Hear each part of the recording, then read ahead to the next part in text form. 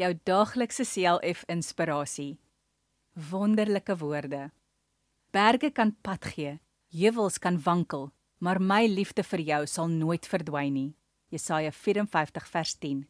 Hierdie woorde van ons teksvers is seker die mooiste woorde wat God nog vir sy kinders gesê het.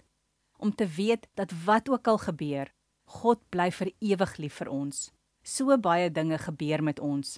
Baie keer stel ons God teleur, maar hy bly getrou soos hy beloof. Hier op aarde gebeur baie tragiese dinge. Ons hoor van aardbewings, oorstromings, droogtes, orkane en nog baie ander natuurrampe waar duisende mense sterf. Dan is daar ook nog motorongelukke, vliegtuie wat val en bote wat sink, wat ook baie hartseer bring.